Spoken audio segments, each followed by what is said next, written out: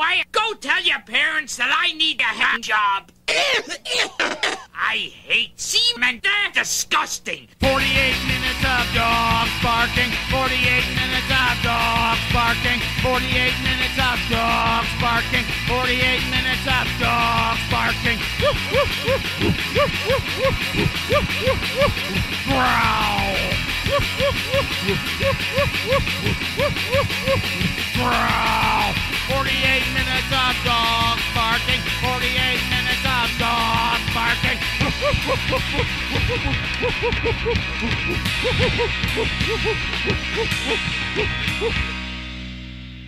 So you're not recording. Yes, I am. You son of a bitch! Don't do that. So to me. you had the timeline so scrunched. I know.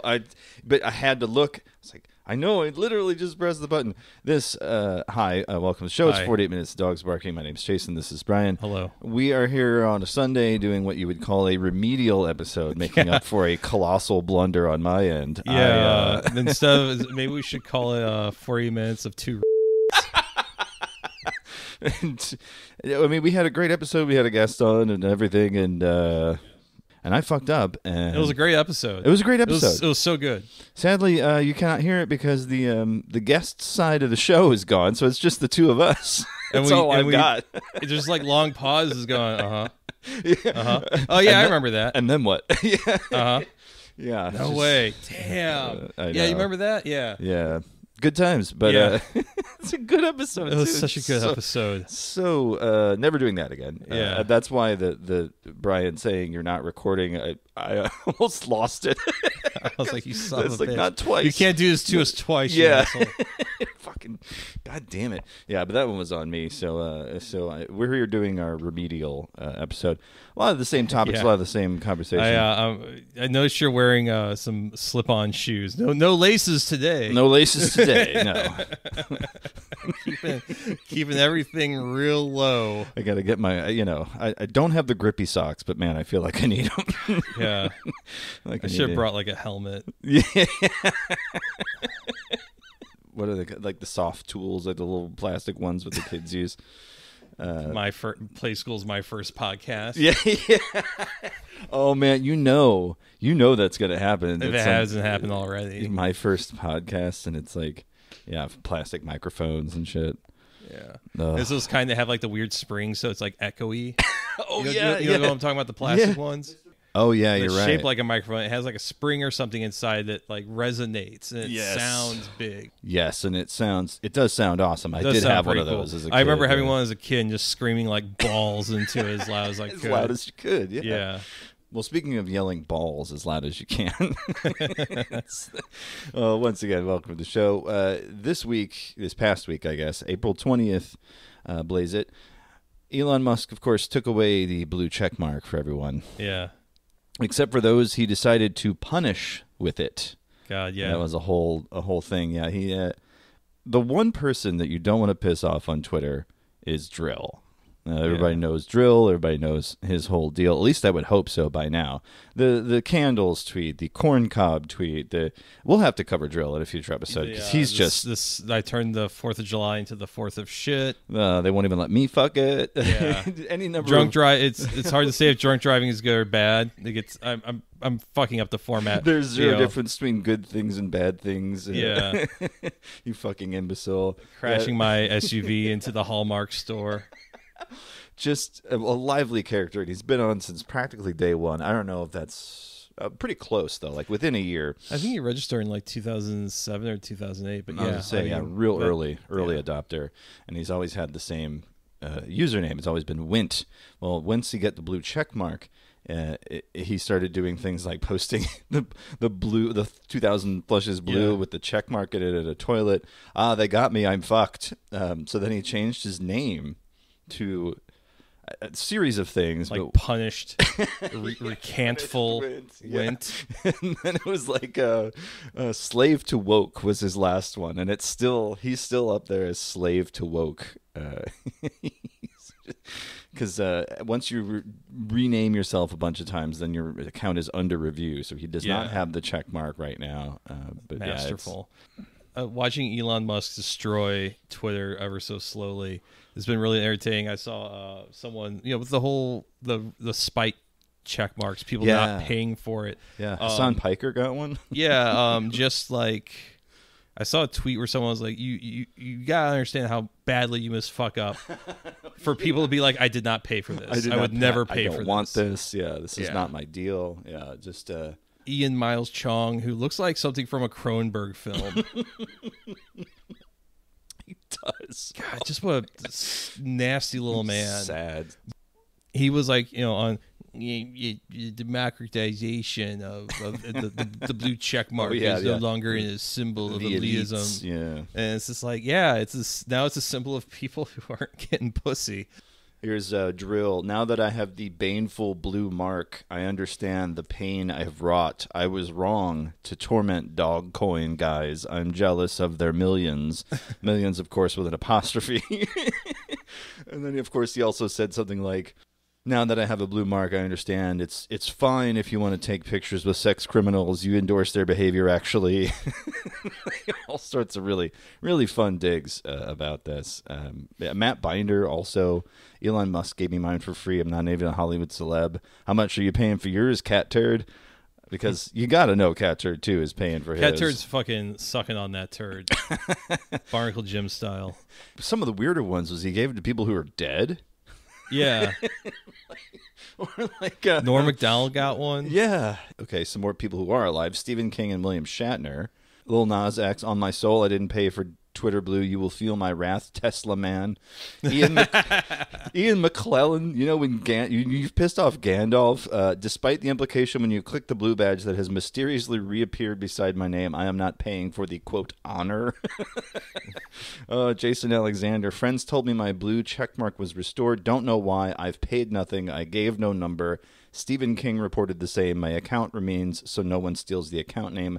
And I can tell you that this madness hasn't happened on Instagram or Spoutable. Numerous accounts still remain unverified, like Donald Trump, Justin Bieber, Bill Gates, Jack Dorsey, Katy Perry, Lady Gaga, Kim Kardashian, people who Elon probably is beefing with anyway. So it's just you can tell exactly who he's doing it for and to a degree. There's speculation that part of Drill's thing was that he was in the campaign to block the Blue, meaning any Twitter Blue subscriber, just block him on site, which is not a bad idea. Well, there's like a Chrome script you can get that blocks the stuff. I don't know if it goes through like the API or if it just like I just know of it. Right. I haven't like looked it up myself, but so there are people that they talk about people getting caught in the crossfire unintentionally because they've gotten the revenge or a spiteful blue check mark from the guy who just like blew up a bunch of fucking toxic waste all over a beach in Texas. You're gonna have to be more specific, unfortunately, this day. No, I know it's SpaceX blew up and now all their projects are grounded because it's like, holy shit, dude, that's bad, real bad. I don't know. Seems bad. Twitter Blue celebs weren't the only ones getting canceled this week, Brian. It is with a heavy heart that I must announce that the woke-free beer, Conservative Dad's ultra-right 100% woke-free American beer, be the full title. I guess I'll just have to go back to sucking dick and drinking Bud Light. That's right. So, yes, the Rock Island, Illinois company that was going to be bottling and canning the ultra-conservative allegedly, 100%. because that's true. Yes. Yeah, actually, you're right, because Mike Zoller of Riverbend Brewing did say, without our knowledge, our name was listed on the website for a brief period of time. We are not involved. So it may be that particular project is dead in the water. One can only hope. Yeah. He's still taking pre-orders last I checked. $20 a six-pack. $20 a six-pack. Like I know a guy that like fucking will go like side project and spend like $100 on a bottle.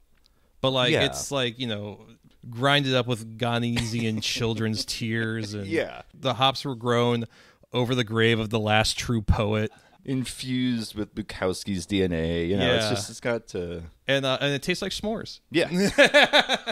Hey, all right. Where is this again? No. Yeah. I mean, I'll go to a group like Heavy Riff or someplace locally, and of course I'm gonna spend more to get something that's locally produced and quality. But this is literally like cat piss. probably like he would probably be using like whatever the recipe is for like a light beer. Right. Like he wouldn't even like ask about the hops or anything. Like it would just really because I mean.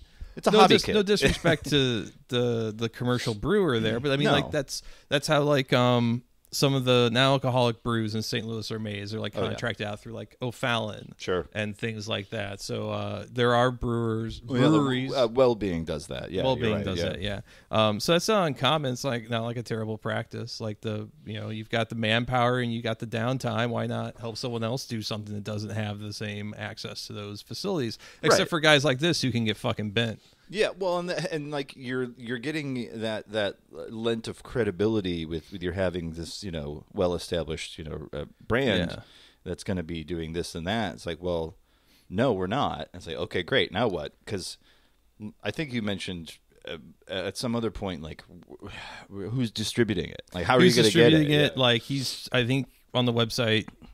Shipping to 48 states or 46 states or some shit, which I'm going to take a wild guess. He has not actually looked up logistics because there are legal ramifications and lots of things you have to jump through. And I'm going to guess that he hasn't. I imagine this guy at some point is going to get, he's either going to like disappear like Panama or he's going to get sued into oblivion. Like, well, I mean, think about it like the pink sauce lady from TikTok. Like, well, she like went legit. She did eventually, but the first round of it was literally she made it in her kitchen and sent it out unrefrigerated through the USPS. So that's so gnarly. I remember that. Yeah. Eventually she did go legit, but only after the FDA was called, this is bad. Don't do this. And, so I have a feeling that something similar might happen. Taste that listeria.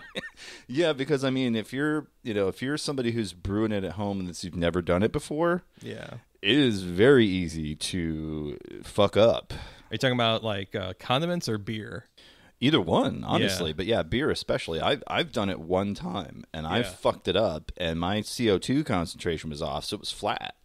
Like it was still beer, it was still drinkable, but it was like the beer had been sitting for a while. It's like no, it was on bottling day. Like I did all the stuff. It was a nightmare, and it took a month to get a 12-pack out of it. It just was not ideal, not for me. My brother-in-law does it apparently, and he's got this 5-gallon contraption. Oh yeah, like I knew people in college that like all they did was eat fast food, so the fridge was used as a microbrew situation, and like, it was absurd. I think I'd much rather make toilet wine myself, but that's you gotta burp it. Even so, I mean that's fine. Yeah. Just the logistics of it is going to be a nightmare for this guy if he ever decides to actually follow through. I have a feeling he's going to take the money and run. Something tells me. I don't know. Oh, he's something tells me. I don't know. Definitely suicide by cop. I feel like this guy's going to get in so deep. Yeah? Yeah. Okay. He's going to be at like a fucking Texas Roadhouse and like Biloxi, and it's just not going to go. He's going to realize he has no outs, and he's just going to have to try and reach for that cop's gun. All because he wanted to make the anti-woke beer. Yeah. He was so mad. Courtesy of Pink News, here's an update that we did not have as of that last reporting. Seth Weathers is the gentleman's name. Yeah, the beer company claimed it was due to start shipping the 11th of May, which is about less than 2 weeks now. Now its website reads that products will ship, quote, approximately 30 days after order. Not great. Yeah. Not great. Again, and all of this is just because like Bud Light made like a vanity can for one vanity a trans can. influencer, and everyone just lost their fucking minds or thought that there was a grift and all of that they could work. And, yeah, because this guy had a slick video ready to go at the drop of a hat. There had to have been some ridiculous. Yeah. It was in the works for whatever reason. Probably there was going to be like, oh, there's a Pride can. Yeah, here we go. And he's like, oh, great. It's like 2 months early. I could put this out now. And it feels like he was caught on the back foot there. He's not going to do it. Yeah. What we got next there, Chief? Found a new type of guy, Brian. New wife guy in particular. The I love my ugly wife guy. Listen, my wife looks like a dog shaved ass, but you know what? She's the one for me. Yeah. Yeah, a gentleman by the name of Ben Askren Some of you may know him. I believe he was an MMA fighter. He had a book out. How I Fuck My Ugly Wife. I don't think that's the book, but you know what? He might pivot now. But yeah, it says he did write a book called Funky. 2 times Hodge Award winner, 2008 Olympian and Bellator and 1 welterweight world champion, and of course he's a crypto moron as well. Of course. So all around good guy, right? No, we love him.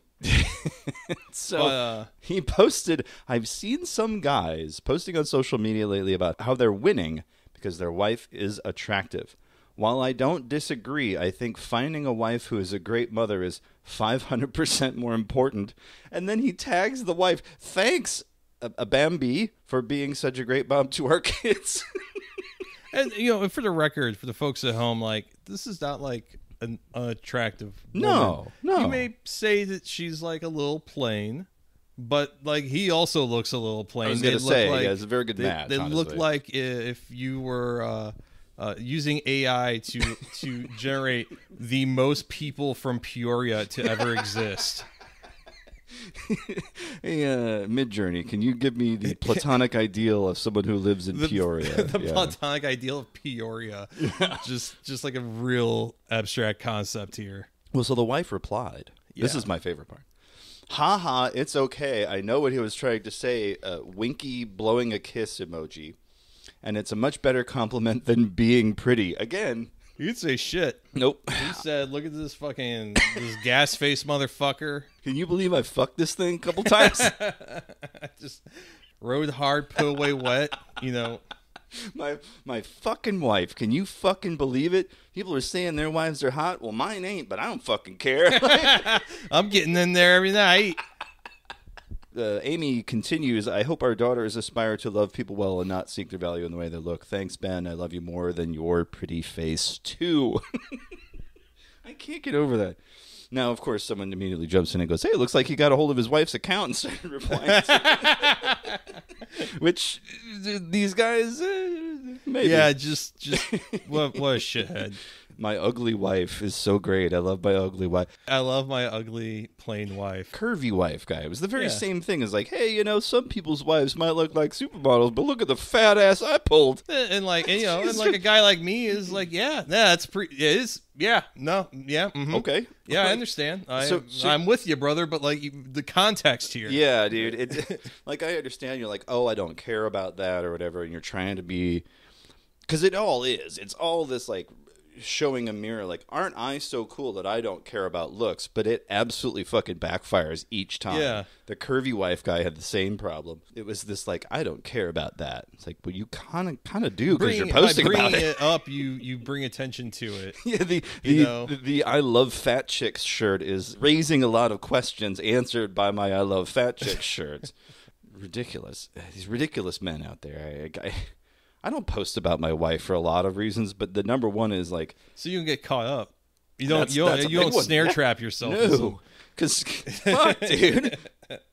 And my wife might not look great, but like, no, fuck, stop. Put the pause on that. Like, no, don't do it. Don't do it. Don't post about your wife. I guess it's just a real simple. I think that's a good rule of thumb. Good rule of thumb, because if she wants to post, she'll post. You know what I mean? We already had a bunch of wife guys in the past. So Brian. Speaking of canceling drinks, like we talked about the ultra-right guy canceling his beer or whatever, they're canceling one of my favorite drinks in Missouri. That's right. Synthetic urine, Brian, is no longer going to be sold. You know what? I guess I'll just have to go over to Illinois and get my fake piss. You're rolling down to East St. Louis, and some guy's out on his front porch going, piss.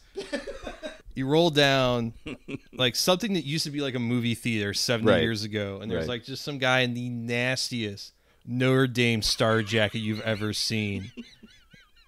And he's like, y'all want some piss? And he's looking left and right. The cops are pulling you over as you leave because like, what are you doing here? And I got lost. And I was trying to get out of the Cleves Landing, and I just ended up on the side of the river. which is if you are ever on the east side. Yeah, if you're ever going and you're doing something nefarious, just say I was trying to get out of the Cleves Landing. Or you can say I went to the casino and I'm trying to get back over the river. That's you can pretty much. You can bet on that one. Missouri banning synthetic urine. The idea, of course, is that people were cheating on drug tests, and so they think this is going to be a way to curb that. But I don't know, man. I think guys like Josh Hawley are just going to be going thirsty. Yeah. Maybe Bud Light sales will be hitting that upstream. Hey-yo. Oh. I can't tell the difference. Is it piss or Bud Light? Who cares? Who cares? Goes down smooth. That's right. I'm trying to, like, there was a thing called a Stadium Buddy. You remember this thing? Yeah. It was like you would piss your pants, and it was like a catheter. You put, but it's just like taped on. Yeah. And I think David Sedaris went on Letterman wearing one. He was talking about. I was thinking like, oh man, synthetic urine's out, so someone is going to be like selling Stadium Buddies full of that stuff. Yeah. It's your fresh piss here. There's already there's a Trailer Park Boys movie that's based around fake piss. Really? Is it about passing drug tests? Is that Don't Legalize It. Where it's the last one they made, and it's probably like the last good bit of Trailer Park Boys media. Because all the stuff like the Netflix, once they got rid of the original guy, it's the first Netflix season. I remember being with my friends, rolled huge joints, got Jets Pizza, like fucking got some Stag beer, like watched the first season front to back, made a whole night of it. And I remember like the second last episode with like Sebastian Bach of the first Netflix season, just being like, I mean, I know we just ate a bunch of food, we're kind of drunk and a little fucked up and high, and this isn't really like funny. Yeah, this isn't good. Yeah. The last Trailer Park Boys movie, Don't Legalize It. Okay. Part of the plot, I think it's like the B plot, is fake piss or army piss because it's pure. Oh man, that's like where the pure blood guys who are like so proud that they're anti-vax. Yeah. And I could dovetail into that. Like, unvaxxed semen for sale too, like, or urine, whatever. Wherever. Bodily fluids, where the fuck you want. We got it. Don't ask too many questions. Why are you asking so many questions? Do you want it or not? You a funny guy? Oh. You cracking jokes here? What's cracking up? Jokes? Oh, I got something funny if you keep going that way. Throwing a piss bag like a water balloon at him is that what... I was actually just thinking about like this a guy, but 6 on one, half dozen on the other, I guess.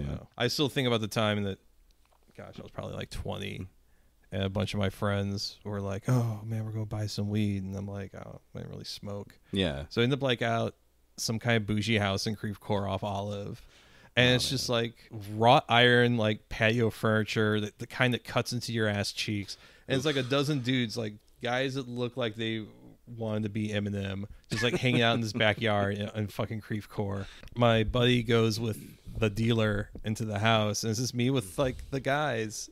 I don't know, I just start talking to him. We start like laughing, cracking jokes, and all of a sudden like the fucking dealer dude comes out and he's like fucking red in the face, veins popping. And he's like, "Shut the fuck up!" And I'm like, "Whoa, what's up, man? We're just like, I'm just passing some time while you guys do your thing." And he's like, "Oh, you think it's funny? My brother's back from Iraq and he's pacing up and down the hallway with a fucking gun in his hand because of you fucking jokers." And I'm like, oh. And it was the worst looking weed I've ever seen in my life. Like, it was one of those things like, "Oh, thanks, dude. You almost got me murdered for this." For like, dude, for like stuff the cops wouldn't take from you. They just say, "You know what? This is punishment enough." That's always how it was. Like, I would go with my friends to buy weed, and it would always be these fucking crazy situations. You have to like some dude in a townhouse in like fucking South County, and it's like 30 dudes like all watching one guy play Tony Hawk Pro Skater, and it's like there's a litter box in the living room. The litter box has never been cleaned. Just full, it's just all these terrible situations to get weed that looks like a bunch of bay leaves have been like dehydrated.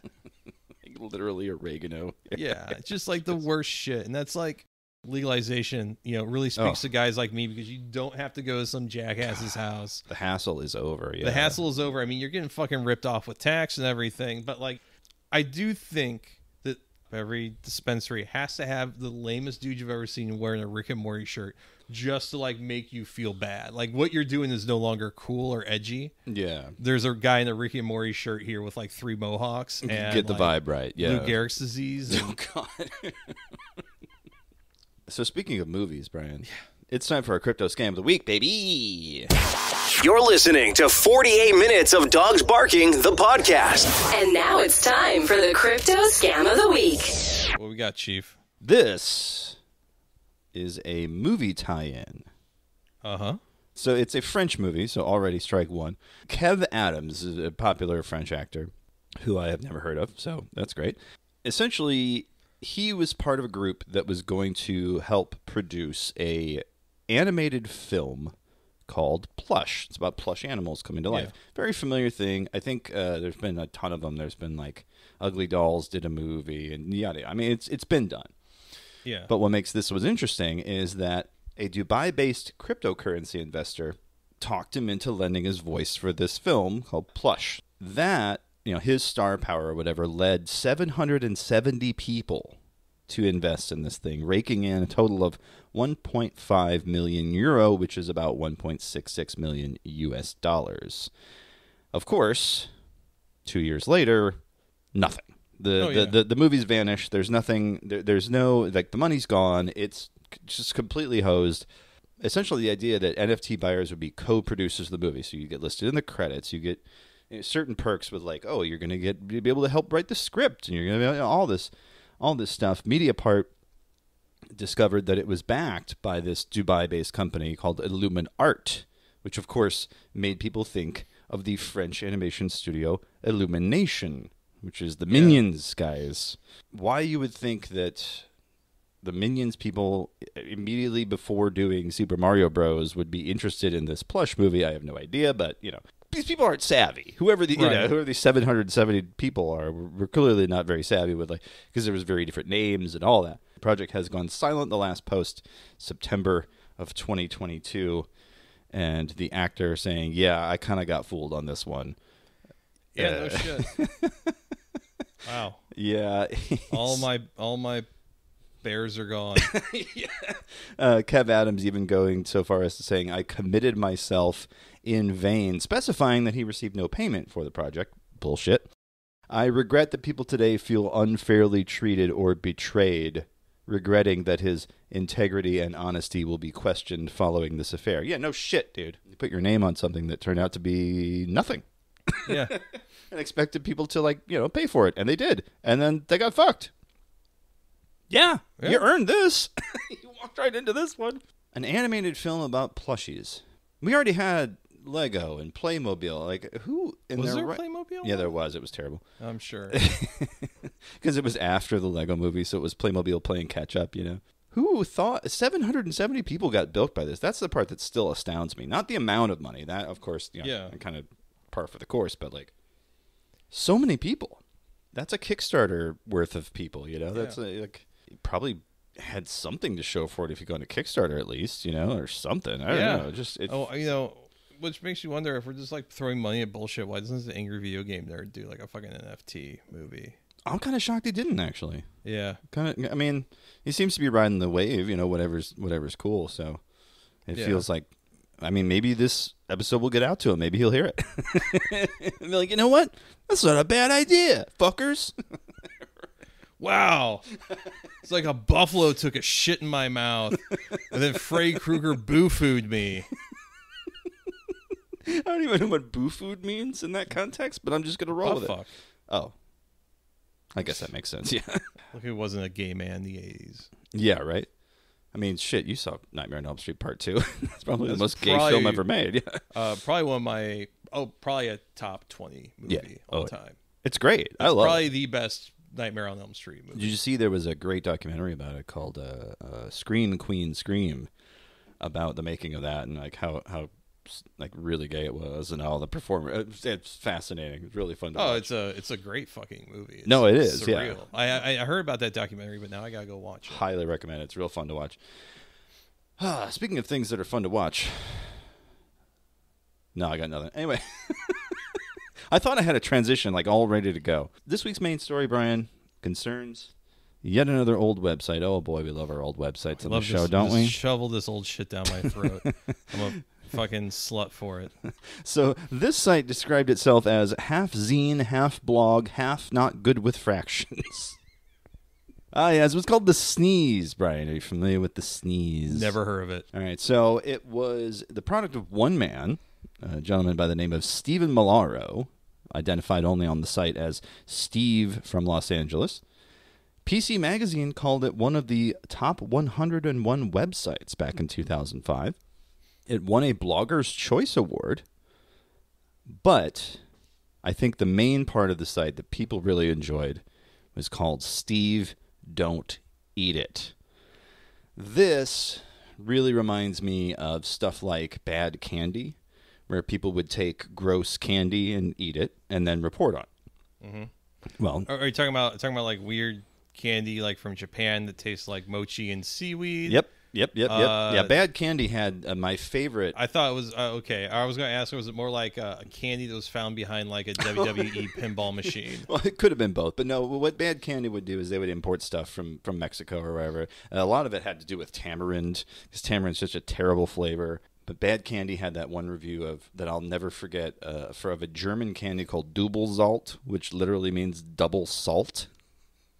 And so it's like oh, instead of like a sour candy like a Warheads, instead it's just salt. It's just a candy layer, 2 layers of salt. Yeah, my mouth is drying up just thinking about that one. But yeah, I don't like that one. So Steve Don't Eat It was a big part of the sneeze. The sneeze itself, as the headline actually implied, is pretty much blogging, zining. Yeah. Very much a slice of life type of blog. Talks about his kid, talks about his dad. Oh, weird things he used to do, But yes, Steve Don't Eat It. That was the one. That was what got me into it. So are you familiar with this, the Steve Don't Eat It section? No. I'm guessing no. Okay. Is that Dinty Moore? This is Ralph's potted meat food product. Oh. This is one of the most recent entries. Oh. And it does it's look like one like of those cat things like, food. is it from a distance, because I'm like 12, 15 feet away here. Let me zoom in. Oh, you don't have to zoom in. You don't have to do it for my benefit. But it looks like one of those things that looks like very inexpensive chocolate ice cream, Yeah. or very good dog food. Yeah. According to Steve, pulling back the lid, not recommended, lets loose an odor that punches you in the nose like a stinky fist. If you've ever smelled a can of dog food, it's just like that. Imagine opening the can while your head is wedged in a horse's ass. It's a smooth, oddly pink meat paste. So smooth, in fact, I dare call it creamy. Oh. Yep. It goes through pickled pork rinds. It looks like a cross-section of someone's tongue here. I was going to say, it kind of looks like the section of someone that had stage 4 colon cancer. Right. It looks like diseased internal organs. Yeah. He says, taking a bite, I realized the swath of fat wasn't chewy. It was eerily soft. This was a blessing because less chewing meant less actual content with my mouth. He ate bacon strips. The dog food that's supposed to resemble bacon. That's right. He says, bacon strip slogan is dogs don't know it's bacon. Newsflash, dogs are I'll be the one to decide if this stuff tastes like bacon or not, and there's no turning back now. I'm sad to report I did not run around the house yelling bacon. I did, however, run around the house yelling call 911. So. Steve Don't Eat It did cover a cereal trend, which was putting things in movies into cereal. Of course, he ate a couple of handfuls of Urkel O's. Apparently, he got an autographed box from Jaleel White. To Steve, God bless Jaleel White. So that was nice. Actually, it says, I'm not the Steve it was signed for. Lisa found it in a box at a collectibles store. Oh. At this point, it was 14 years old. Oh, it's like people that go back and drink Old Surge or Crystal Pepsi, or the one that I've seen people just straight up almost instantly vomit from is Orbits, because they had those little balls of wax. balls. Yeah, are not good. Man, 90s drinks were Very really odd. special. I know. I mean, there was Orbits. There was the early energy drinks, the ones that didn't even taste good. No, yeah. Early Red Bull, when you imported it and you got it in little squat yellow cans. Yeah, I'm just thinking about the one that it would just be have the cheesiest like Adobe After Effects can. It was like it was like brown and black, and it would just say like power. Oh yeah. Oh, classic stuff. Yeah. Yeah. He also found a box of C-3POs, a Kellogg's Star Wars tie-in product.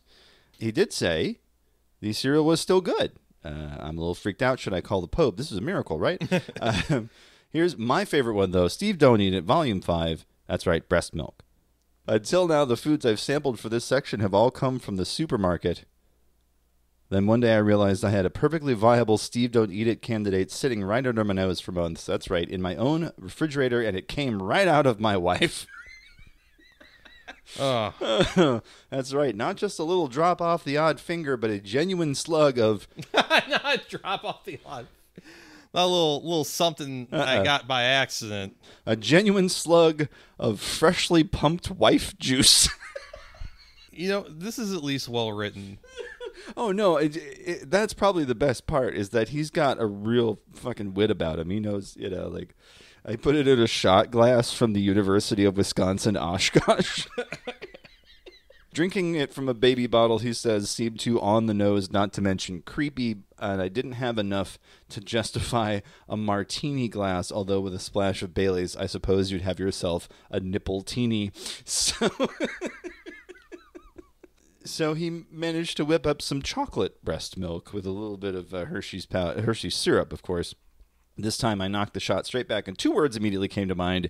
Yoo-hoo. It tasted just like good old Yoo-hoo. Oh. I almost want to say that drinking breast milk isn't so bad, except the other 2-word phrases that come to mind were also stomach pump and kill me. He, of course, eats natto, which was a very big thing at the time. Oh, Japanese food is weird. So he ate the fermented beans known as natto. Yeah, natto's not that great. It can be good. It's not that great. But honestly, it comes with a packet of mustard, and you got to put the mustard on there. Yeah. Just got to be honest with you on that one. Yeah, I mean, he went through. Oh God, this is the one that really got Huitlacoche. You know what this is? Mm-mm. It's a black fungus that grows on corn, and in Mexico, it's a delicacy. Yeah, like cactus or something. Yeah. Yeah. So this is the can that he opened up, and it looks like a can of. It looks like it got botulism immediately from the can. It's black.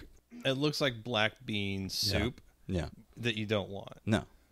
Don't worry. I checked the ingredients before I tasted it. Smoker's lung was not on there.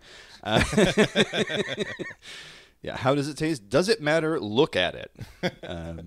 Well, you know what? Like, does he taste it? Oh yeah. What does he say? Did he say was it terrible or was it okay? He says, the flavor is elusive and difficult to describe, but I'll try. Kinda yucky. Hey, that wasn't so hard after all. For any connoisseurs, I'm sure this stuff will go better with red wine or white. How about a bottle of Bactine? So, I mean, aside from his very obvious concern about infection, this one actually kind of got, okay. Yeah. I'm sure in the proper context, like, I don't think you can just eat it by itself. It's got to probably be, like, in a dish. Yeah. Or, like, like something you put on a salad or some shit. Yeah, because on the can, like Goya puts out, they suggest putting it in like a tortilla, an enchilada, something like that. He also did, at some point, make prison wine. So he got some moldy bread for the yeast, and he details the process. The red prison wine would be, he did the whole thing. And regarding red prison wine, this is one of his friends. I would drink this in prison. Steve, I would drink this in high school. So we were too busy doing Hey Mister for a bottle of Boone's Farm. Exactly. When the magic was in the cupboard the whole time. Yeah. So apparently you can purchase a book called You Are Going to Prison by Jim Hagshire, which is where he got this recipe for prison wine on Amazon.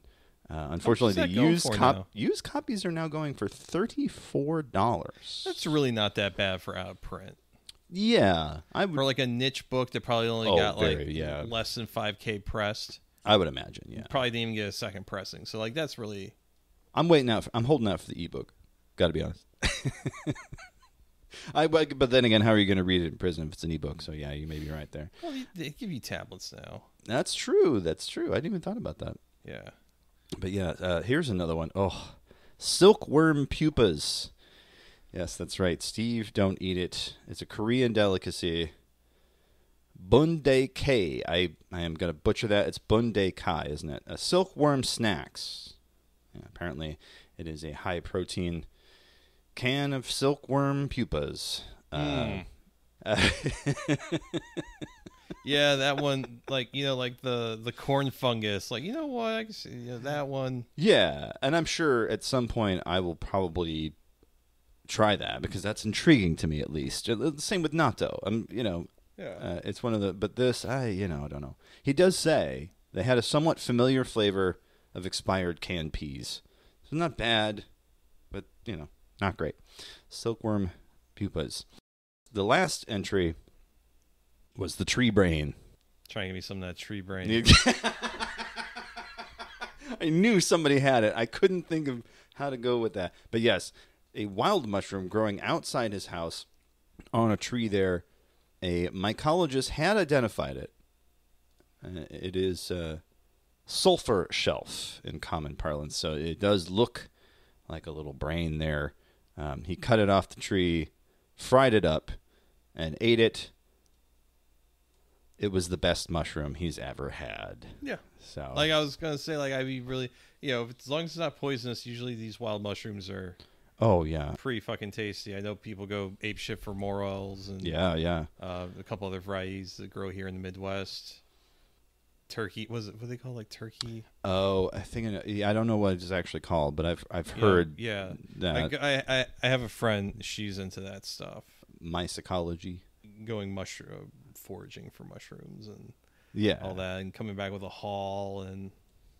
Yeah, because I think a lot of them, they have the consistency of like tofu, right? Yeah. Okay. Like they're good protein, like they're good meat substitute, and like, and they're usually like good in stir fry or pan fry them up, like. Oh yeah. So that's the sneeze. That is the best part of the sneeze called Steve Don't Eat It. I found it really cool that Steve kind of had a bit of a media tour going on after this. He interviewed Adam Savage of Mythbusters. Let's see here. He interviewed Savage Steve Holland, who directed one of my favorite movies, Better Off Dead, with John Cusack. Yeah. Let's see here. Don Novello, better known as Father Guido Sarducci. Let's see here. He is friend with the band Cloud Cult and Guster, as well as Natalie D. and Drew Fairweather from the website Toothpaste for Dinner, Married to the Sea. Don't email my wife. Yeah. In 2003, Steve was interviewed by Derek and Romaine of the Sirius channel OutQ. May 2008, he kind of quit the site. He kind of came back for a little. Every once in a while, there's a post. Like, I think the last post was 2012. So, I mean, he's posted off and on. Yeah. But he does, as of 2013, Steve had to give up the site. I shit you not, because he went to go work on The Big Bang Theory. Oh, that's disappointing. Of all the fucking places. That's so. God, I know. If you told me this guy like smuggled children into a factory where they were shot point blank, I would be less disappointed and upset. I know. What a fucking ridiculous, like, all that talent. Because, I mean, like you said, he's a good writer. He's evocative. He writes these, like, phrases that you're like, oh, yeah, freshly pumped wife juice? I mean, how the fuck do you... I'm surprised that never made it on The Big Bang Theory. This is freshly pumped wife juice. Man, I tell you what. Actually, the freshly pumped wife juice was... I can't do Jim Parsons, but I can do it. Fuck that show. That's terrible. I do remember going to Cedar Point a couple years in a row with some friends, like 2000. I think we did 2013. Pretty dope spot, Cedar Point. But just like the amount of like overweight, chubby dudes wearing Bazinga shirts was really just like some psychic damage. And it ruined The Flash as a T-shirt that I can wear. Yeah. Because the minute, you see me, a Midwest 5 with glasses and a Flash generous T-shirt. Thank you. Gotten worse as I've gotten older, okay? Started up here, now I'm down here. Wearing a Flash T-shirt in public, you're like, oh, I bet that guy loves fucking Big Bang Theory. Yeah. My mother would be like, oh, I watch Big Bang Theory and I think about you. I'm like, fuck you, Mom. Yeah, that's insulting. This is what you think of me? Are you fucking serious? My in-laws did it too. They're like, oh, yeah, you're just like Sheldon. I'm like, are you fucking with me right now? Yeah. Nicer. That's number Yeah. one. But also, fuck you. Yeah. I think I probably watched like maybe 20 minutes of Big Bang Theory in the entirety of my life. It's a shitty show. And it's usually like on at the transmission Of shop course. or something. Yeah, it's a And, waiting like, room I just show. gotta like zone it out. But like probably like 20 minutes of my life like paying attention to it and just always being like, this is the worst thing I've ever seen. I'm gonna say I remember the late season sitcom that was like I think on NBC like in 1999 that was about like Amish people or like people that were like just to the first world. And it was called like Thanksgiving or something like that. It was like the early Puritans, and there was jokes about, well, they live in one big room. It's kind of hard to fuck, and like grandma's crazy. And I don't know. I kind of like that. That's a good. I like that. It was notoriously bad. I think when you see like a cracked list of like the top 10 like late season sitcoms that were dead before they were they hit the ground. Yeah, that's always like a top 2 or 3. Or the Giving Family or something. I don't know. Something like that. Yeah, very a vague room. Really limited imagination there. It wasn't as bad as like the Cavemen Show or something like that. You know what? I legit watched like 2 or 3 episodes of that. I was like, come on. This is such a weird concept. There's gotta be go somewhere with it. Yeah. And it just really, it didn't even feel paint by numbers. Like, no, there weren't even lines. Right, and I think like there was possibility there, and it just didn't really get the bat off their shoulders. All right, what we got? What we got for shock.jpg? He as soon as he sees me opening an incognito tab, he knows exactly what's coming, and he's right, because it is shock.jpg time. And now, the moment you've all been waiting for. Shock.jpg. We are going to be watching something called One Girl, One Cigarette. Can you guess where this cigarette's going, Brian? There's only so many places. One girl, one cigarette. Is this an OnlyFans video? No, this is from our good friends at eFucked. I love the you wouldn't pirate a You wouldn't pirate a nasty porno. Hell yeah, I would. Are you kidding me? Wow, she's giggling a little bit. Mm-hmm. She's hitting that cigarette. Did she used to work at Way Out Club? Wouldn't surprise me. Not what you were thinking. Yes, that's right. No, not the prolapse. That's right. Oh, that's right. Get a big old drag. Oh, you're in flavor country. Oh, wait. Oh, it's taking the butthole is taking the cigarette from the hand. It has control. It has the hunger. Where'd it go? Oh boy. Oh boy. oh. Okay.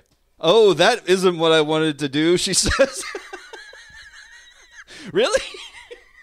Your butthole wanted it. Oh. And for whatever reason, it ends with a Vincent Price quote. But yes, that is the mouth of madness. So for those man who lost his cigarette and found it in the woman's orifice. So for those of you playing along at home, courtesy again of our friends, the Screamer Wiki, that is One Girl, One Cigarette. Yeah.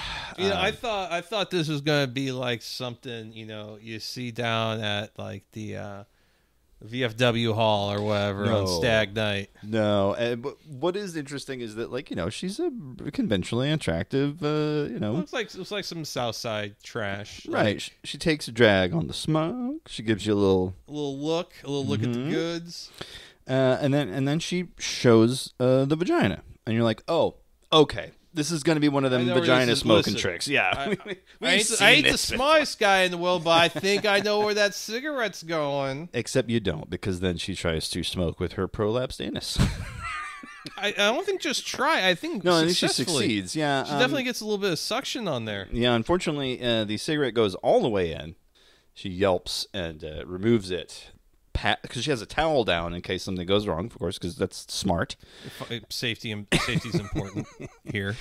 Just pats her asshole with the towel, like ow, ow. My asshole. Cigarette burns on the inside of your asshole. Hey, yeah. So it did originate. I bet she was feeling awkward at her shift at Trader Bob's. Yeah, right. It originated, of course, on a fetish site. Sure, it feels very style project, really. It kind of does, but no, this one, eFucked was the only one still left that hosted it. I don't know who originally did, of course. It's listed as Dirty Garden Girl, but I couldn't find anything on that site. And then at the end, my favorite part is the Vincent Price face pops up asking, can we see that again? Mm-hmm. And so they replay it in slow motion. You want to know something? Yeah. I don't know if you know this about me. Vincent Price and I share the same birthday. Is that right? Yeah. That is in May, right? End of May? Yeah, end of May. All right. It's also the same birthday as Henry Kissinger Oh and Andre 3000. So, and the greatest birthday present in the world would be if you're Henry Kissinger to die. Oh, yeah. Because he was, what, 99? He's just never going to die. No. The truly evil never suffer. That's how it goes. Oh, shock.jpg. Oh, boy. I thought the one that we had for the episode we had the scuttle was, I know. That was But, terrible. you did keep a similar theme, prolapses. I did, yeah. Well, I was trying to salvage what I could of the prolapse shock part of it. So, it kind of keeping in theme. I definitely thought I knew what was going on with that cigarette. And my notions were subverted. Well, thank you. Call me the Rain Johnson of fetish porn videos, I guess. Subverting your expectations. Oh, yeah. I think it's about time for a breath mint. Brian, what do you think? Yeah, no shit. So I understand you're going out to a show after this. Who are you going to go see tonight? System Exclusive, who are from California. Shinra Knives, who is a guy named Ian. Yes. Who is probably the quickest person to accept my friend request and then unfriend me on Facebook. Oh, no. That was like 12 years ago, so I'm not like... That's just like, oh, Ian, I like Ian. Really unfriended me super quick. I remember it was like on a holiday weekend or something. It might have been like Thanksgiving. Like I had seen him at a show. I was like, I should Facebook friend that guy. He's really awesome. I love the work he does. And he accepted my friend request, and I think like I checked like later in the day, and he's like unfriended. And I was like, man, Luke Machowski took a little bit longer to unfriend me. Anyway, Shinra Knives, that's who we're going to go see. My girlfriend's a big fan, and I'm a fan of his stuff too. He has a new EP called Protect Me From What I Want. It's a little 3-song banger. I really enjoy it. The last song, I Can't Live Like This, is like really low key and atmospheric for him. It has kind of a nice little piano melody going throughout. And most of his stuff's like this very like hip hop influence, like momentum forward electronic music that's like, you just have like, the kick drum going on eighths, and then there's like anime samples, and then like it stops to be like, oh, that thought I was playing, and then it goes right back.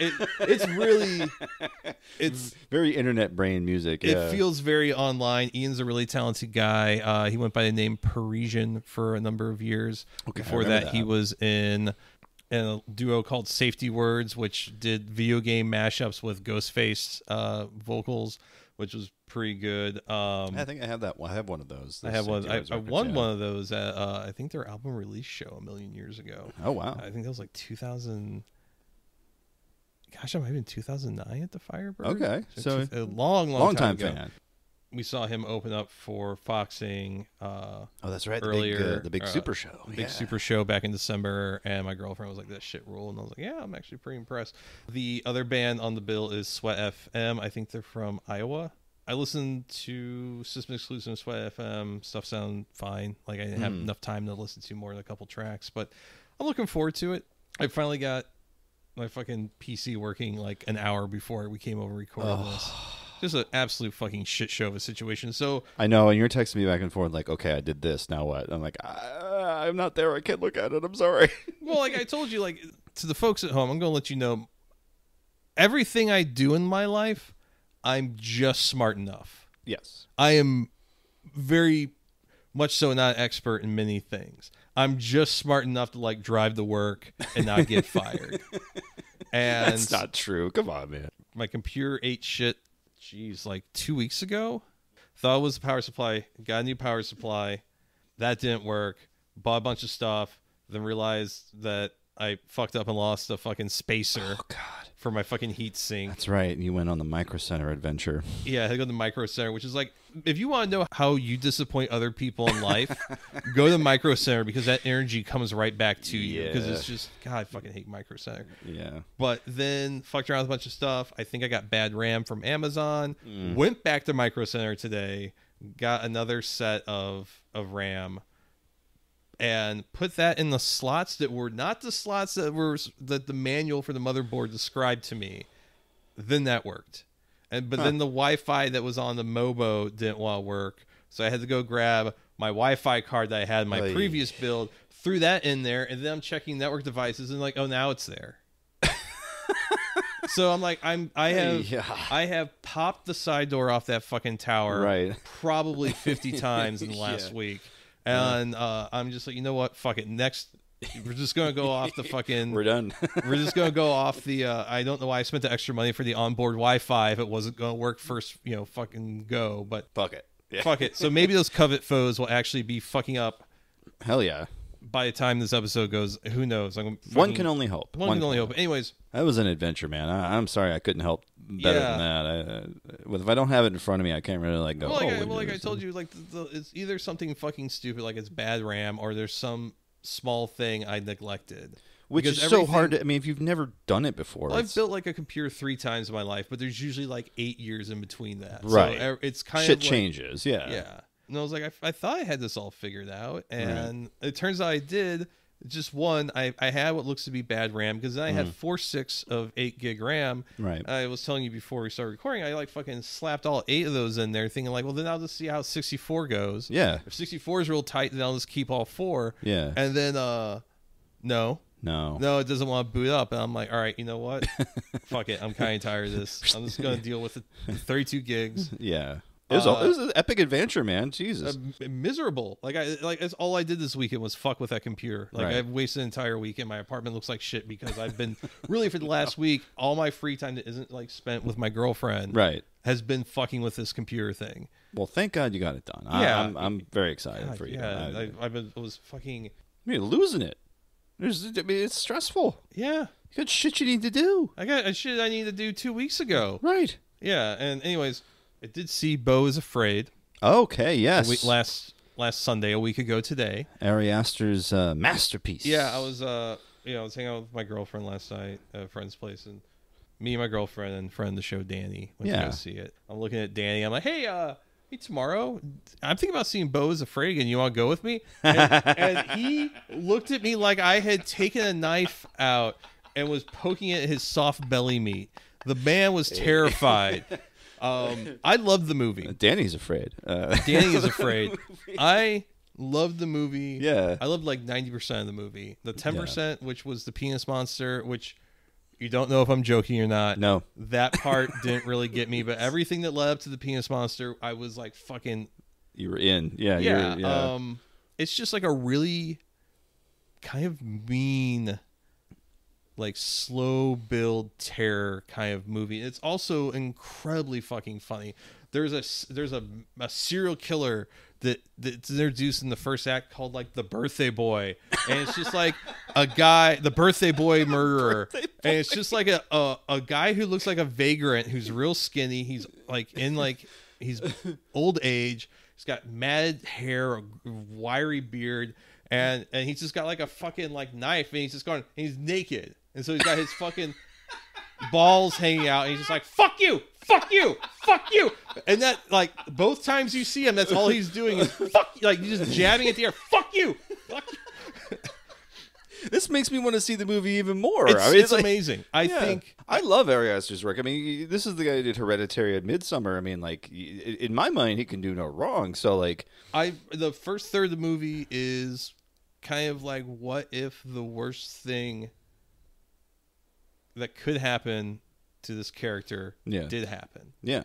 And it depends. I think some of the movie depends on your relationship with your mom. Okay. So for someone like me, it's like, oh, this really hits close to home. I think it also depends like what your like media literacy is. Okay. Because I think if you just take it as it comes to you, it does feel like a little tedious and a little needlessly mean, but like for me, like I grew up reading like as a teenager, like my favorite writer was Samuel Beckett, and most of his work in some way or another is about how much life fucking sucks. Bleak. And his trilogy, Malloy, Malone Dies, The Unnameable, are kind of like about like the worst thing happening to the narrator. Yeah. The worst thing that the narrator can imagine happening, and it happens. Yeah. And it's just like the meekness of one soul against the terror of an uncaring, cynical world that has no use for you. Damn. So for me, it's like, oh, this is like it's in line with I have a frame of reference for this as both personal and scholastic. Oh, okay. I'll even say, and he gets hit by a fucking truck. God. And he wakes up being taken care of by this couple, the father of which is Nathan Lane. And so he's like, Bo, I noticed you got some really big nuts there. Like your testicles are descended. Is it Nathan Lane doing Mark Levin, or is it just... kind of well, I mean, it is in a way a very Jewish movie. Okay. My understanding. So there's a lot of people who I don't know if they're Jewish, it was described as the Jewish Lord of the Rings at some point. Scorsese seemed to love it, so I'm already unable to get over the death of their son, who died in a fight in Caracas. He died a hero, and there's a guy, a psychopath, who was his war buddy, who lives in an RV on their property, who is played, I shit you not, by the farmer from the first scene of Inglourious Bastards. Oh. And so you think about how subtle that performance is in Inglourious Bastards, and he's just like a guy that's going, firing machine guns, throwing grenades, and army crawling around the fucking ground and shit. And and to go past that point, I feel is like getting into spoiler territory. Yeah, but it's really fantastic how just insane and funny and upsetting it is all at the same time. It's very much a piece with his other movies. Yeah, but it's a 3-hour fucking film, and when it ended, there was silence. Yeah, and there was a guy, like a row behind me, that goes, "What the fuck was that?" No one got up, and mind you, no one got up and left. Everyone sat through this. No one got up and left and was like, "Fuck this movie." Because, believe it or not, when I went to go see Inglourious Bastards in the theater with my father, there was some fucking hillbilly that got halfway through the film. I didn't know this was a fucking foreign film. And I kid you not, he looked like a guy that owned a feed store in Barnhart. Like the fucking generic blue jeans, like the suspenders over a plaid shirt. Oh wow. Like I think he might even had like a straw hat. He looked like like an extra in a movie that you just like, it's set in the South. What are you doing? Set in the South, the guy goes, "Boy, that boy ain't ain't the drinking fountain for you. There's the one over there." Ooh. Even my dad, who is not a man with perfect politics, was like, "That guy's a fucking loser." And he's right. Yes, absolutely. My dad's got some fucked up opinions, and he was like, "That guy sucks." Yeah. Because if you can't enjoy a movie wherein a Jewish soldier takes glee in killing Nazis, what do you want out of life? I mean, But I was afraid is, and the put a fine tip on that. After the guy's like, "What the fuck is that?" Like, the theater has a conversation with itself about how much they didn't like it, and it went on for about a minute and a half. Everyone's being like, "Yeah, I don't really understand what does this mean?" And like, which I've never seen, because I mean I've gone to a screening of Cannibal Holocaust at the Tivoli where it was fucking packed, and by the time they were cutting open the turtle, it was me and like 10 other people. Oh yeah, they didn't know what they were getting into at that. I didn't know. Okay, so 3 hours, really divisive. Immediately I thought of Inland Empire, like a Lynchian experience. Yeah. Well, you couldn't fucking pay me to watch a David Lynch movie. I don't have time to think like that. I don't know. Maybe when I was younger, but I'm turning 37 in a month. That's true. So like I don't have time for like, oh, is this really deep, or was this just a guy that like has sandwich that gave him a stomach ache and this is what he thought about it? It's 50-50 with David. You never really know. Someone uploaded the Super Mario Brothers movie to on Twitter. And, So did you watch it? I watched like about the first 15 minutes. What'd you think? I got to the part where they were at like eating dinner with the family, and I was like, you know what? I've seen all I need to see. Yeah. That I was like, wow, this is disappointing. Like this feels really flat and predictable. Yeah. Because I grew up a Nintendo nerd. Yeah. Same. And there was so many little things in that 15 minutes that were like callbacks and references. I'm like, oh, that's neat. That's cool. And then you realize like, oh, that's all this is. Yeah. There's really no depth to it. And it is kind of like just like a soulless product. What did you? Okay, it's Illumination Entertainment. It's the I've guys. never sat through. I was gonna say it's Despicable Me. It's a Minions. It's a. I've it's never. A Sing. I can't. Yeah. I can't sit through that's any their of whole that. deal is flat soulless entertainment. I mean, in the opening moments of Sing 2, they bought the rights to Let's Go Crazy by Prince, and they massacre it, and that's the opening of the movie. Okay. Wow. They have Halsey in the movie performing her own song, so that's fun. Just it's fine. More like palsy. Hey, You can bleep that one. no, that one's staying because it was good. That's their whole spiel. That's their whole deal. Is it's just there. I urge you to watch the rest of it if you can. If it's still up there somewhere. Yeah, It was one of those things where like, am I just going to sit here and watch the Super Mario Brothers movie on Twitter. on Twitter because I know there's no way in hell that I'm like going to go pay to see this. And I wouldn't expect you to, someone without kids. Of course, that's not. Yeah. That's definitely not your deal. Well, you know, I've gone as an adult and seen Pixar movies with like friends before, like Well, on a Saturday with all. Pixar movies are a whole different like deal. I saw Inside Out like a 2 p.m. screening on a Saturday. And we were probably like the oldest people there that didn't have kids. Didn't feel weird because it's like animation. It's like I think Pixar movies kind of appeal to a wide age They definitely bracket. do, for sure. Yeah, like the opening of both Up and WALL-E are some of the best work they've done, and a lot of it is because there's no dialogue. And Wally's a fucking sex pest. What is this? Because he bugs Eva? Is Yeah. that what, okay. All right. And then like she deactivates, Oh, and now she no longer has her agency. Oh, boy. And he's like, I can do whatever I want with this. now you ruined it for me. Yeah. Well, Wally should have been voiced by Aziz Ansari. And then I got a tummy ache. Fat, brown, and on the ground. That's not supposed to go in my anus. I have not consumed any media with him in a long time, so I don't really remember his patter. Yeah. But he really does have a cadence that is like, it's really funny. Yeah. And then by the end of the comedy special, you're like, Jesus, shut the fuck up. Yeah, I definitely got that vibe from his last one. It was like, shut up, dude. Even if you're funny, I'm not saying he isn't a funny guy because he is a funny dude. He Holy can shit. be. Yeah. Well, I saw in the past couple days, we saw both Ant-Man, Quadrophenia, Quantum. What the fuck is that? It's Quantum. Quadraholics. It's Quantum Mania. That's the name of the movie. What Ant-Man. a fucking terrible name. Just a terrible name. Apparently a terrible movie. It's fine. It's fine. It's okay. Well, Again, a lot know- of it is the goodwill that I have for Paul Rudd. That carries it for the most The of it. first two Ant-Man movies were fun. Yeah.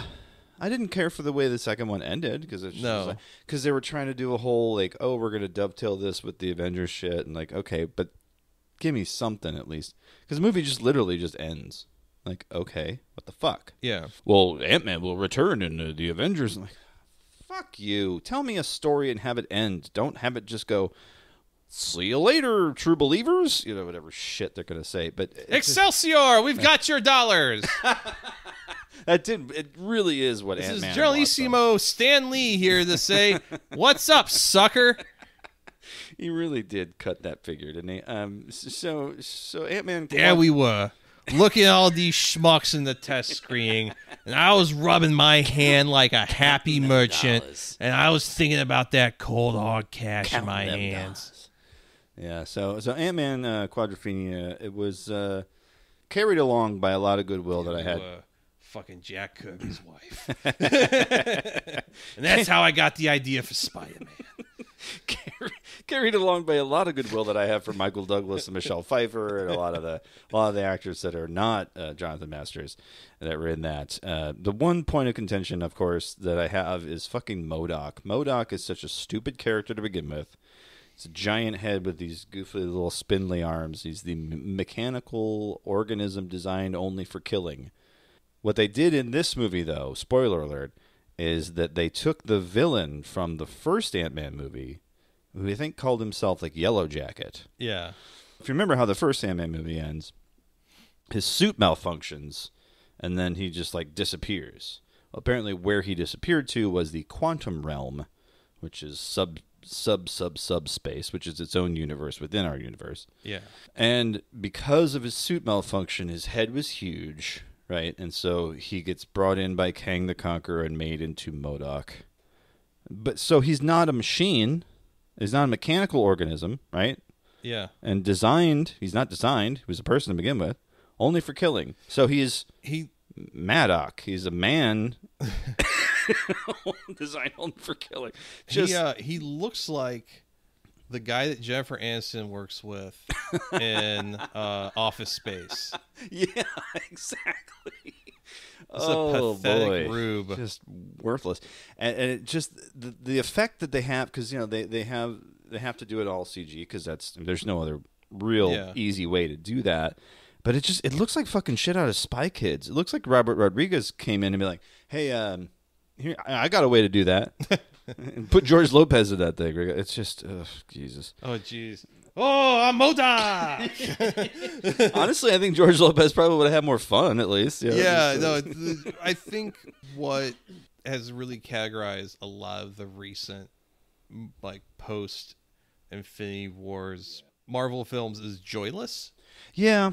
I mean, like, I'm really wondering if I'm going to go see the Guardians of the Galaxy. Well, I got to give it to Guardians because, there's, I don't know. I think I like those characters more than I like a lot of the other ones. Mm-hmm. Just because, again, it's a James Gunn flick. He really knows what he's doing as far as, like, delivering a movie. Yeah. Because the first two Guardians of the Galaxy flicks, top notch. Love them. They're great.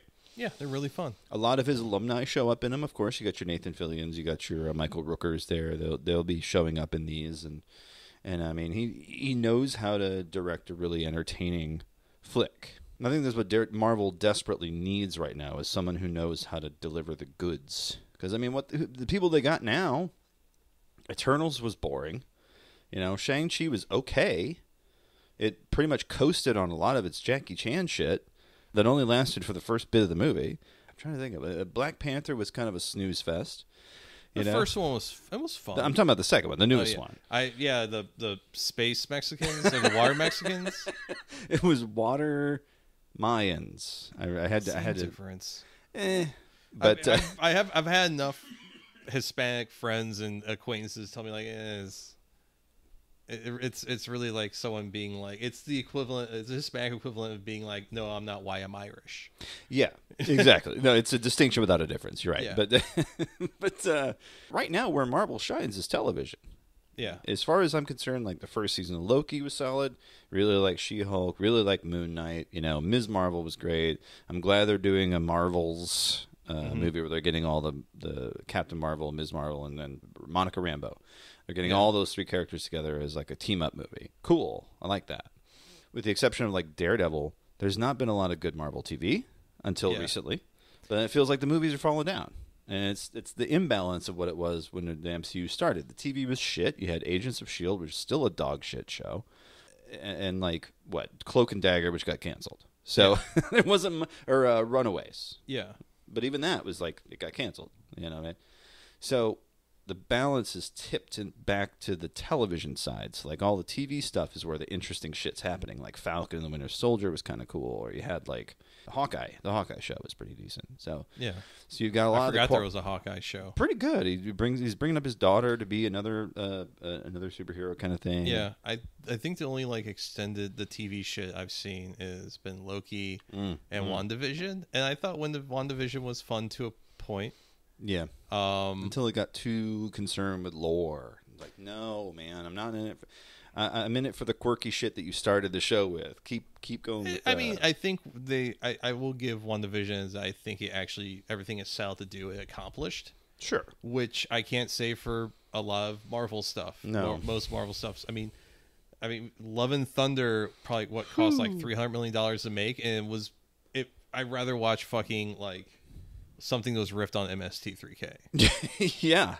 It's like it's a 2.5 out of 5. You know what I mean? Like it's right in the middle. Ooh, I feel like I think it's a 1. Maybe a little generous. Okay. I mean, if it doesn't win like a Raspberry Award. There was definitely some cringe shit, but I think what buoyed it for me was bringing Natalie Portman back. I really like her character. Everything else this doesn't need to be here. Christian Bale did an interesting thing. So again, I'm like, oh, you got. But you have these good elements in a movie that is otherwise unremarkable. Hence, where I'm in the middle. Yeah, it's like these things kind of outweigh this thing. I don't know. I guess I am more generous with some movies where I'm like, well, I had a good time. I did not have a good time. And I think part of it, too, is I saw it at the drive-in. Oh, so yeah, it definitely is a different experience. Watched it on my friend's couch, and we were the whole entire time just being like, this is bad. It was one of those things where we had a conversation about how shitty it was. We realized we were like 2/3 through. Well, I guess we'll just fucking finish it. Yeah, that is definitely a very different experience when you're seeing it with a crowd of like Southern Illinois' finest in the middle of a cornfield and a drive-in. Drinking Coors Banquet. Indeed. It is BYO over there at the drive-in. So yeah, you whatever you can get at the Schnucks next door, you bring it on in. That's a beautiful thing. The other thing that we watched as a family, we watched Tommy Boy. Yeah, you want to do that to your children? Well, honestly, teach them that in the 90s the funniest thing was a guy going, I'm going to put the titty in my mouthy. Well, Wait, that's that's Adam Sandler. Yeah. I associate all that stuff to be the same, like, stew. No, Chris Farley, with the exception of a few fat jokes, he managed to get through most of that movie. Was that the big fat guy in a little coat? That one's there was pretty that. Good. Jokes about catching your friend jacking off. I mean, that's not. Yeah. What's not funny about that? You know what? Yeah, like the more I think about, like, Tommy Boy wasn't that bad. It definitely had some. It's jokes. really buoyed by the supporting cast. You get Brian Dennehy in there. Yeah. You got your Dan Aykroyd. You got some pretty decent supporting characters, but man, David Spade and Farley, put them in a movie together, it's fireworks. True. And some of the shit is like, okay, he's calling him fat for like most of the movie. Like he calls him a fat. Oh, that didn't age well. No. And like he comes up. Wow, there, Tommy Boy. What ear you got pierced there? Seems a little. Those shoes are definitely bi-curious. Yeah. No, it was more like fat guy in a little codpiece. Hey. Didn't he do the Chippendale sketch? That was the big yeah. Apparently that was a low war mark for everyone that was working on the show that had a conscience. I did hear that interview with Howard Stern where David Spade's like, yeah, Chris never really recovered from that, and like he always felt like, oh, isn't it funny that he's fat? Like. Well, I guess when I think about Chris Farley, the things I think that make him funny are not that he's fat. No. I mean, he's a big guy. Big guy. Yeah. But I get how animated. I mean, if he were. Oh, God, yeah. If he were like a skinny guy, it would have been the same thing. For sure. Like, it's 2 or 3 different times in the Tommy Boy movie, he does like these huge cartwheels. Yeah. And you think, okay, that's a stunt double or whatever. No, that's Chris. It's just. Well, was he like a fucking like wrestler in high school or some shit? Oh yeah, I mean he was spry. He was just a big guy. Yeah. So it's one of those things where like, oh, you don't think he can move like that? Yeah. Like, no, he can, and he does. I mean, even like Beverly Hills Ninja, which is not a great movie. Like he's pretty fucking funny. Oh yeah. Dirty Work. Oh, Dirty Work. Yeah. Got my nose bit off by a Saigon whore. He does shine in that one, and it's him and Norm Macdonald in that scene too. Yeah, what a oh, these trunks, they're full of hookers. Rest in peace, Norm. We miss you. Yeah, so many dead people. So many dead people. And who's alive from that movie? Yeah, David Spade and fucking dude from Howard Stern. Oh yeah, Artie. No, Artie. Artie Lang's in there. Artie Lang's alive. Artie Lang is alive. Yeah, but like him. Yeah. Jeez. Yeah, you would figure Artie would have gone right around the same time. Was he like a garbage man or something? God, I don't remember. I don't know. I just know that they were both way into cocaine. You don't say. Yeah. It's the Belushi curse. Big guy into cocaine. Well, I think that about does it for the program, Brian. How do you feel about it? I feel pretty good. All right. Well, this is where we tell people where to find us online with comments, complaints, suggestions, recipes for cake, and various interludes. Like Ari Lang was a garbage man as part of a drug court program. No shit. That's where he did enough blow that he got landed in jail. He completely destroyed his nose. I remember him. I don't make fun of this guy's addiction. It's just what the fuck, man. Yeah, I mean, there were several times. I was a huge Stern watcher at the time, and I still am now. Not watcher, but listener. But he would be falling asleep in the studio. He's doped up again. And they would have Gary Dell'Abate go over there and kick him. Just he was nodding off. Beetlejuice is putting fries in his mouth. Come on, man, wake up! Oh God, we should just. I know. All the Beetlejuice. The one where he thinks he's talking to Obama. He's like, I'm going to fuck you up. Oh, yeah. Who? Because there was another one where he was talking to somebody. It was like another, a person way more famous than him. He's like, fuck you, man. I think it was one of those ones where they had an impersonator on. Because they do that on the Howard Stern. Yeah. They just have impersonators. But yeah, it was like I think it was somebody impersonating Denzel Washington. Like I said before, this is about the time of the program where we tell you to go fuck yourself. No, this is where we tell you where to find us online. Or both. I don't know. You can find me at Videocrime, VIDEOCRIME, on Twitter and various other places, including, hopefully, coming soon, Blue Sky. We're waiting on that invite. You can also find me on TikTok and Instagram as @LaserGooseCEO. Brian, where can they find you? You can find me on Twitter and Instagram at iShotGuydibor. That's ISHOTGUYDBORD. If you want to check out my music photography, my portfolio URL is assholemusicphotographer.com. And if you want to check out, the writing I do about concerts I photograph and things like that, my little write-ups, I guess. That's amusicphotographer.com. Fingers crossed that we'll have the Covent. Fuck yeah, man! I know. Jesus. I know. So yeah, we'll see. I don't have a lot of stuff that I'm probably gonna be shooting this month, but the summer's actually looking pretty good for St. Louis. So. Sick, nice. So we'll see. You can find the show at 48 Minutes of Dogs on Twitter and various other places. You can support the show, patreon.com/48minutesofdogs. Of course, the website, 48minutesofdogsbarking.com. Shoot us an email, jason@48minutesofdogsbarking.com or brian@48minutesofdogsbarking.com. Send me goatsy. Please do. And you can leave us a voicemail, send us a text at our phone number, 314-AHOY POO. That's 314-246-9766. We're going to leave a little bit of music, as we always do. One of our favorites here, Pissed Jeans. Brian, you're a Pissed Jeans fan? Oh, yeah, I got a stadium, buddy. Hey, man. I was thinking about that synthetic urine story, right? It kind of fits. Yeah. That's smart. Pissed Jeans, the song Love Without Emotion. That about does it. And this is where we say namaste and good luck. Bye-bye. Bye-bye.